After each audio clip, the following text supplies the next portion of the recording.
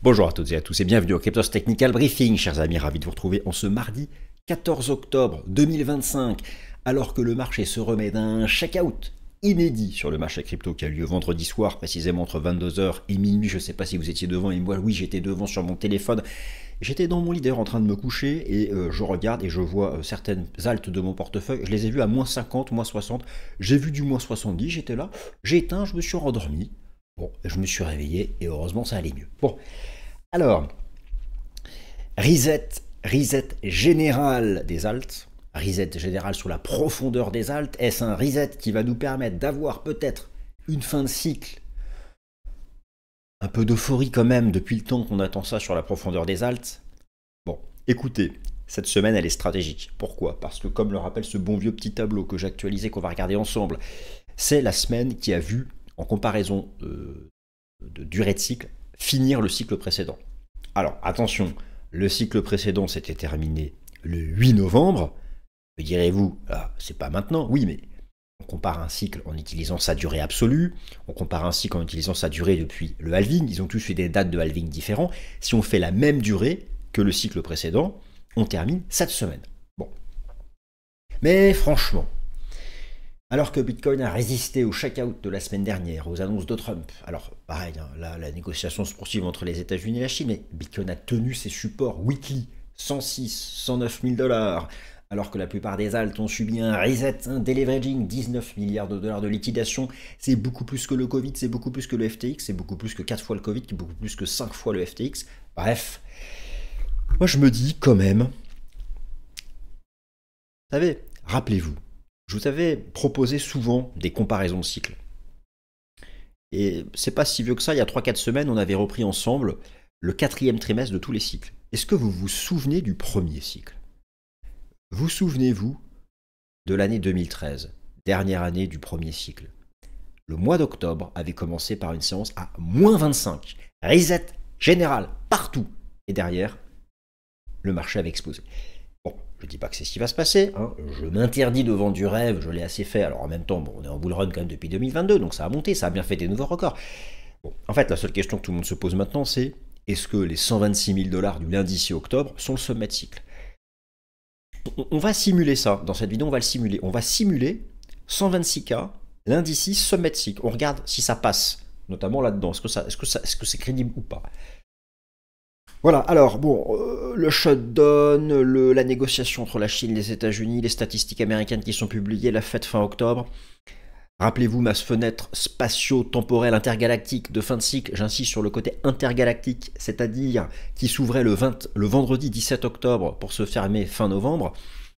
Alors si le cycle s'est terminé à 126K le 6 octobre, ma porte intergalactique est juste en vue, c'est-à-dire qu'on se serait arrêté un peu avant. Ça me ferait un peu chier quand même. Ça m'emmerderait un peu quand même que les 126K du 6 octobre soient le sommet, alors que bah voilà, il n'y avait plus qu'un petit pas à faire.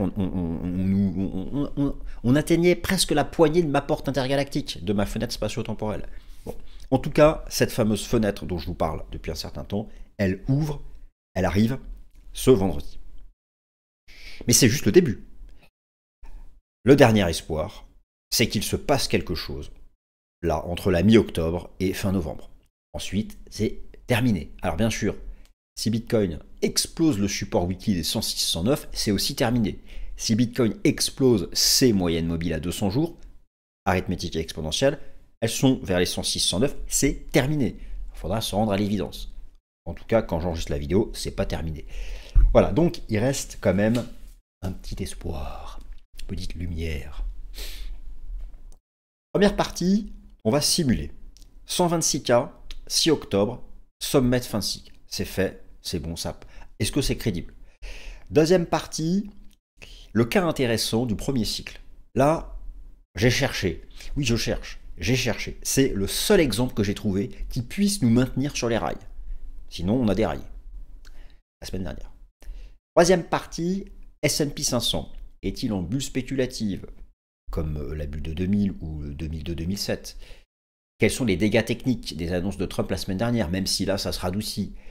Bon, est-ce qu'on peut vraiment performer alors que le SP500 est tout en haut? Est-ce qu'il reste de la marge? Quatrième partie, Bitcoin, est-ce que les dégâts techniques de la semaine dernière sont-ils irréversibles? Non, je vous dis tout de suite, non. Pas du tout irréversibles. On a échoué sous la fameuse trendline, hein, vous la connaissez par cœur, puisqu'on en parle chaque semaine, cette trendline intercycle qui vraiment nous embête. Testé en juillet, testé en août, retesté début octobre, 120, 124, 126, le truc passe pas. Ça, on l'a validé pour de bon. Maintenant, on n'a pas cassé de support. C'est ce qui nous maintient en vie. Ce qui nous maintient en vie, c'est ça. On n'a pas cassé de support sur Bitcoin et le grand reset des alts, le grand deleveraging. 1 600 000 traders qui tradaient à effet de levier, tout perdu. Plus rien, hop, impeccable. Il n'y a plus rien du tout, ils ont tout paumé. C'est fini pour eux. En général, après un gros reset comme ça, donc la peur s'installe, les indicateurs de sentiment montrent de la peur, les positions short deviennent maintenant dominantes. C'est les conditions pour avoir l'opposé, l'euphorie. Pas mécaniquement, si on a déjà marré le bear market, non, mais peut-être qu'on va piéger maintenant, parce qu'il y avait quand même une majorité de personnes à l'achat. Dans les liquidations de vendredi dernier, c'est je crois 90% de positions longues, et il y avait 10% de short. Donc c'était tous ceux qui accumulaient des achats depuis août-septembre en jouant le Q4. Et donc ce qui est énorme, c'est que le marché est venu Bon, j'ai failli le dire, mais vous avez compris ce que je voulais dire. Et ça fait mal. Hein. Là, le 10 octobre, ce qui serait énorme, c'est que maintenant on parte pour la fin de cycle, en leg up. Et là, putain, ils vont être dégoûtés. Ça montre à quel point il faut mieux rester spot. Parce qu'avec un compte de trading, avec un compte de détention de crypto spot, hein, comme c'est mon cas. Hein. Alors, j'en ai fait du trading à effet de levier, hein, notamment sur le marché d'échange. Jamais sur les cryptos. J'ai pas fait un levier. Sur le FX, j'ai fait des leviers 100, 200, 300 à la grande époque. Bon, maintenant, c'est limité. Parce que moi, je viens du FX à la base. Enfin, commencer par le FX avant d'arriver sur les cryptos. Maintenant, je suis toutes les classes d'actifs. Donc, sur le FX, j'ai vu des trucs de psychopathe. Forex, marché d'échange. Mais j'étais tout le temps en levier. De toute façon, il n'y a pas le choix. La volatilité est tellement faible sur le FX, si on ne fait pas le levier, on gagne rien. On gagne que dalle. Sur les cryptos, ça sert à rien de faire du levier, puisque le spot rapporte déjà pas mal. Et puis si vous faites du levier, vous avez vu les appels de marge là, et 19 milliards de dollars de liquidation, 90% de positions longues. Je crois que FTX, c'était 10 fois moins, Covid 10 fois moins, enfin, vous voyez, c'est...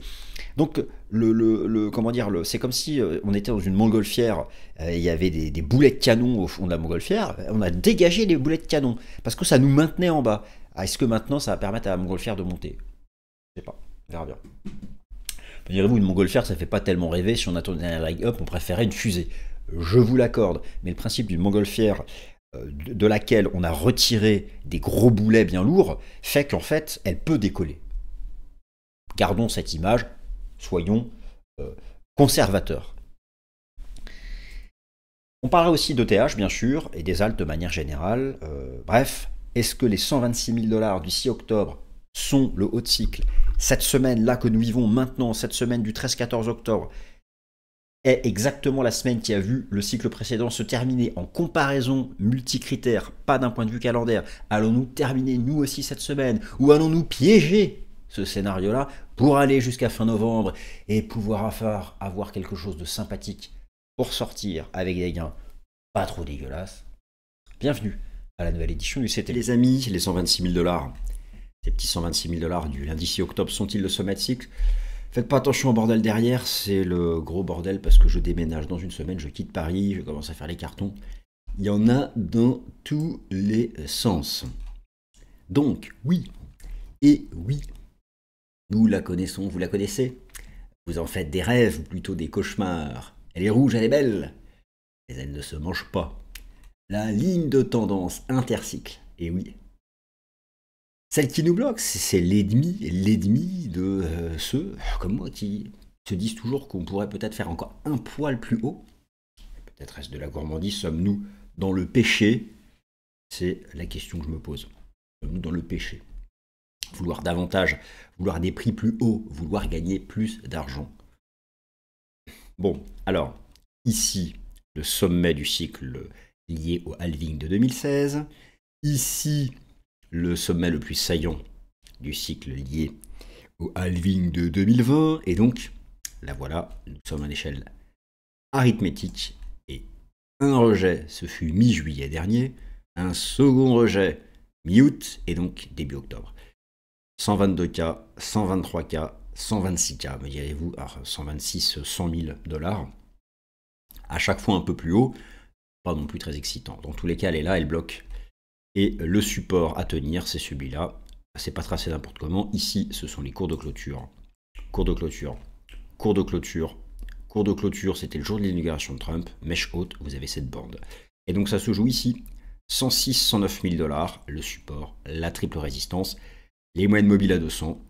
Si on pète ça, c'est terminé et ça validera pour de bon le sommet à 126 000 $ du lundi 6 octobre dernier et donc l'entrée dans un bear market qui là pour le coup donc moins 60, moins 70%, ça fait revenir vers 40 000, 50 000 $ à horizon 12-13 mois avant derrière de rebotomiser, de repartir, etc. et de poursuivre le cycle. Bon, ça, c'est la question qui se pose maintenant depuis cette session boursière de psychopathe de vendredi dernier. Personne, la plupart d'entre vous n'était pas devant puisque l'essentiel de cette mèche, alors sur Bitcoin c'est pas très impressionnant, mais les altes elles étaient à moins 80% ici. Moi je l'ai vu, hein, j'étais dans mon lit 23h30 sur TradingView, je regardais certaines de mes altes, j'ai vu le truc, en fait j'étais devant et je vois moins 30, moins 40, moins 50, mais ça se fait exactement comme ça. Je fais ok, qu'est-ce qui se passe? Je me suis endormi en me disant que demain matin ce serait un peu mieux. Heureusement c'était un peu mieux. Bon, la question, première question, est-ce que donc ce sommet du lundi 6 octobre, est-ce que c'est crédible en fait? Sommes-nous dans un sommet de cycle qui peut être crédible d'un point de vue du timing? Alors j'ai voulu faire cette simulation, elle est ici. Je reprends mon tableau que vous connaissez et je pars du principe que c'est fini. Le sommet, fin calendaire, donc le premier cycle, lui, s'était terminé le 4 décembre de la dernière année qui suit le halving, le second le 16 décembre, le troisième le 8 novembre. Alors, ça fait une moyenne 20-25, mais bon, c'est une moyenne de ces trois-là. Et donc là, voilà, on part du principe, c'est fait. Lundi 6 octobre 2025. Alors, est-ce que c'est crédible? Déjà, ce que nous savons, c'est que le cycle se termine au 4e trimestre de l'année qui suit le halving. Le 6 octobre, nous sommes bien au 4e trimestre de l'année qui suit le halving. C'est le tout début, hein, parce que le 4e trimestre, c'est octobre, novembre, décembre, mais c'est le 4e trimestre de l'année qui suit le halving. Si le cycle s'est terminé à 126 000 $ le lundi 6 octobre, nous étions alors 534 jours après le halving. Non, parce que là, ce sont les données. Donc, aujourd'hui, nous sommes 542 jours après le halving. Nous sommes 1436 jours depuis le sommet de l'ancien cycle et 1058 depuis le début du cycle, en nombre de jours absolu. Mais moi, je reviens dans le passé et je considère que lundi 6, c'est le sommet. Alors, est-ce que ça passe? Nous étions donc 534 jours après le halving, c'est la moyenne des deux derniers cycles. Alors, c'est moins que le dernier, et c'est plus que le second. Nous étions 1427 jours depuis le sommet du cycle précédent, c'est un peu moins que la moyenne des deux derniers, mais c'est toujours plus que le dernier cycle.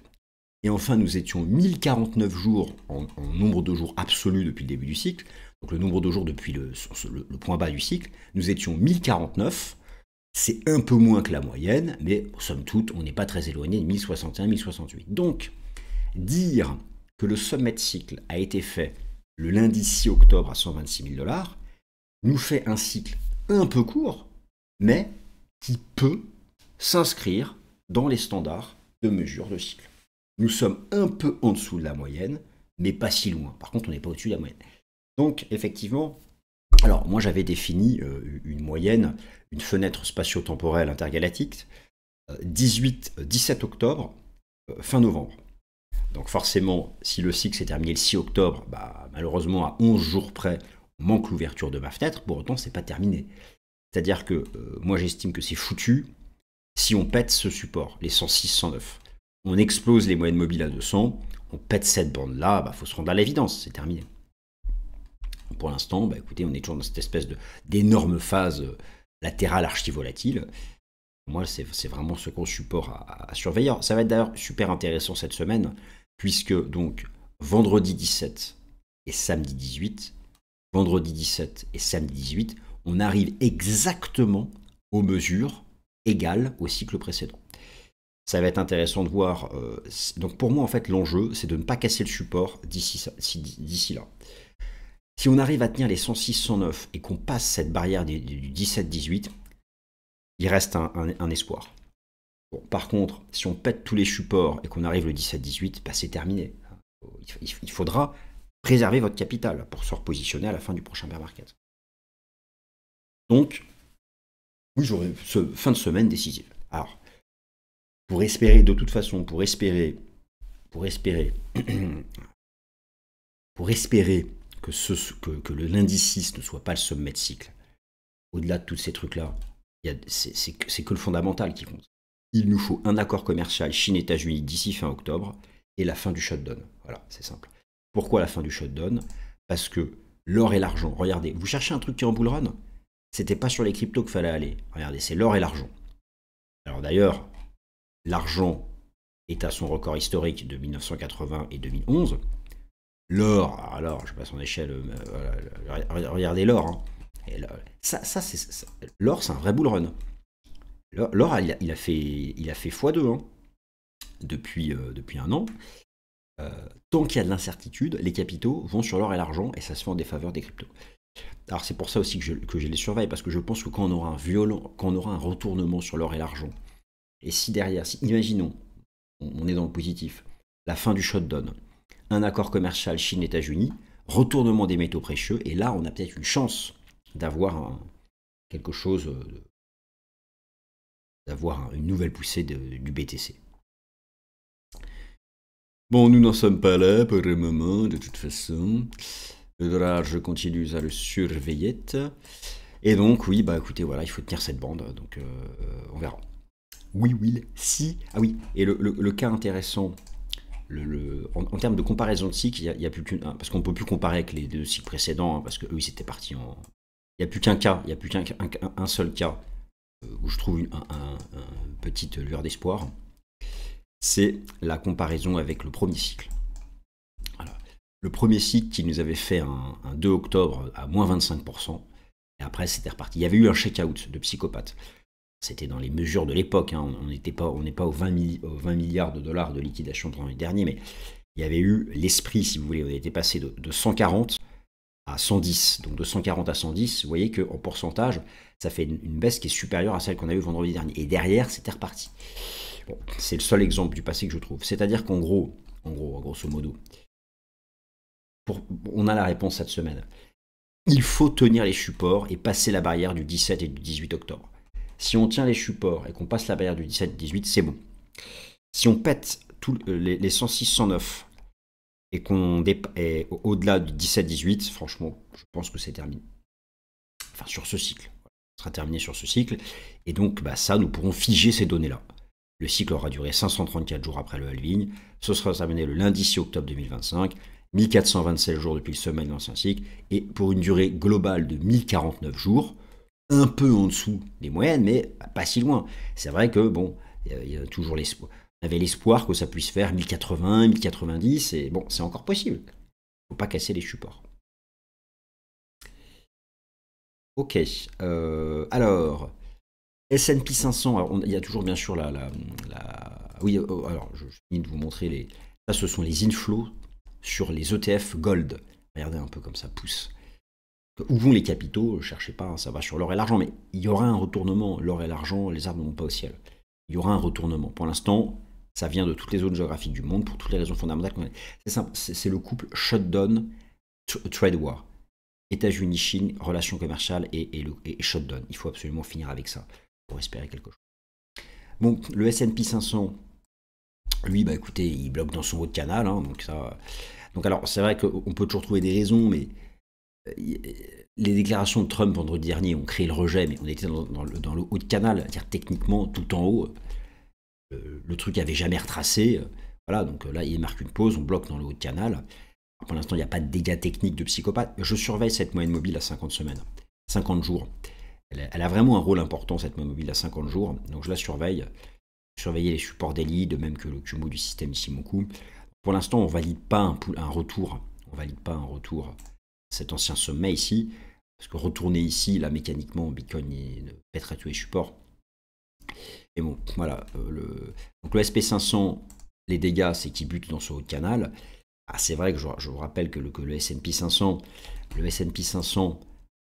a pris 94% depuis la fin du bear market de 2022. C'est quasiment autant que ce qu'il avait pris entre 2002 et 2007, avant moins 50% de bear market. En termes de valorisation de P/E de Shiller, on est à 40, on est carrément au record de la bulle de 2000. On explose tout en termes de valorisation, que ce soit sur le P/E de Shiller, le P/E régulier ou le Buffett Indicator. C'est vrai que, bon, le marché action, là, on se dit comment il peut pas. C'est à cause des stars de la tech, c'est à cause des secteurs de la tech. Avec une telle valorisation, comment peut-il pousser plus haut? Il y a une corrélation positive avec Bitcoin. C'est vrai qu'il y a quand même beaucoup de signaux qui s'alignent pour dire que potentiellement ces 126K sont le sommet. Mais bon, le BTC peut avoir sa propre fin de cycle. Je ne suis pas en mode espoir, hein. Encore une fois, je ne cherche pas à vous vendre du rêve, hein. Cette ligne de tendance, cette ligne de tendance, on la connaît. Ça fait depuis l'été dernier, on sait qu'elle est là. On l'a toujours dans un coin de notre tête. Et il y avait l'espoir, oui, qu'on puisse la percuter et puis faire quelque chose au-dessus. Et elle bloque, elle bloque, elle bloque, elle bloque.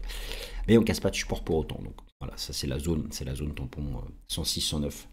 Il faut surveiller. Sur le marché action américain, je regarde aussi le Russell 2000. Le Russell 2000, c'est l'indice des small caps. C'est l'attrait pour le risque ultime. Et on bloque au contact, regardez, du sommet de novembre. Est-ce que vous savez ce que c'était novembre 2021? C'était le sommet du cycle précédent Bitcoin. C'est intéressant les corrélations, hein. Ici, c'était le sommet à 68 000 $, 69 000 $ du cycle précédent, novembre 2021. Et on bloque au même endroit. Alors bien sûr, si le shutdown se termine, s'il y a un accord commercial, ça va passer. Et si ça passe, Bitcoin aussi. Donc il y a vraiment un alignement des résistances. Maintenant, la balle est dans le camp des fondamentaux. Et pour dépasser tout ça, il faut une rencontre Xi-Trump, un accord commercial à minima, autour des terres rares, autour des droits de douane, etc. La fin du shutdown. Donc il faut que, j'ai envie de dire, certains disent que les démocrates arrêtent de déconner, mais c'est pas que les démocrates, c'est aussi les républicains. Il faut que ces messieurs dames se remettent autour de la table pour trouver une façon de réouvrir le gouvernement US, parce que là, ils sont sur des licenciements durs. Enfin voilà. Donc tout ça est intéressant. Alors, comment dire? Donc oui, alors Bitcoin, les dégâts techniques sont-ils irréversibles? Ils le seront pour moi si on casse 106, 109, cette grosse zone de support weekly, daily, les moyennes mobiles à 200. Pour le moment, nous n'y sommes pas, donc c'est possible qu'à court terme et cette semaine, on travaille vraiment cette grosse zone basse, hein, grosse zone de volatilité, mais il faut la tenir, il faut absolument tenir, il faut que ça se remobilise ici. Du côté des altcoins, que dire des altcoins? Écoutez, les altcoins, alors, alors les altcoins, vous avez ici Total 3, en dégageant Bitcoin, ETH et les stablecoins, voilà la mèche de psychopathe de vendredi dernier, donc c'est là où vous avez eu des... Moi, j'ai vu, enfin, je sais pas, est-ce que parmi vous, certains étaient devant en temps réel? Moi, j'étais devant en temps réel dans mon lit. Je n'y attendais même pas, en fait, hein. Je m'étais pas connecté de la soirée. Et je check juste mon TradingView tranquillement dans mon lit. Il devait être autour de 23h20 à 23h30. Et là, et je vous jure, je vois une de mes positions. Je la vois, moi, pas, je suis pas à moins 30, mais je vois la variation de cette position. Je fais, c'est bizarre, je vois, moins 30, moins 40, moins 50, moins 55, en 4 minutes. C'est quoi? Je sais pas ce qui se passait en fait. Je me suis endormi. C'est le lendemain matin que j'ai découvert que toutes les altes avaient subi des mèches. Alors ceux qui étaient devant à moins 90 et qui ont acheté, ils sont déjà à x10 ou x15. Et il fallait aussi pouvoir se connecter à sa plateforme. C'était pas forcément évident, tellement il y a eu de problèmes de connexion à ce moment-là, à cause de la volatilité des liquidations. Mais bon, c'était probablement l'opportunité de la décennie, hein. Mais bon, qui a pu vraiment faire le plein d'essence sur ces prix-là? Il fallait être devant, ou il fallait avoir laissé des ordres en attente d'exécution. Donc Total 3, les altes, on bloque tout. Alors, l'idée, moi je me suis toujours dit qu'on serait capable pour finir le cycle d'aller chercher au moins le record du cycle précédent à 1 trillion $. Il y a cette mèche. Est-ce que les dégâts sont irréversibles? Non, parce qu'on casse pas de support. Je peux me mettre ici en support du système Ishimoku, par exemple le Kumo, hein, qui agit bien depuis le début du cycle. Pour l'instant, on préserve. Donc là aussi, c'est moche. On n'aime pas voir autant de liquidation. Ça rejette sous résistance, mais on casse pas de support. Donc pour moi, de toute façon, en arrivant cette fin de semaine, 17-18 octobre, cycle égal en durée au cycle précédent, si Bitcoin s'accroche, on peut encore s'attendre à quelque chose pour la la fin du cycle. De la même façon, la dominance de Bitcoin, qui forcément a poussé comme une malade pendant les liquidations, reste sous résistance. Pour moi, c'est ce niveau des 60,34% de dominance. Attention, 60,34% de dominance qui correspond à 61,8% de retracement de ce mouvement. Donc attention, là vous avez la valeur de la dominance, là vous avez le ratio de retracement, dit de Fibonacci, parce que Fibonacci, on n'a strictement rien à foutre du Bitcoin, parce que ça n'existait pas, et de manière générale de la bourse, parce que le mec a vécu il y a 1000 ans, et on dit quand même dit de Fibonacci, parce que ça vient de sa série mathématique, et on en a extrait des ratios, enfin les ratios existent, mais les ratios on les applique au mouvement boursier. Mais voilà, donc tant qu'on est là-dessous, il y a encore la possibilité que ça redroppe la dominance de Bitcoin.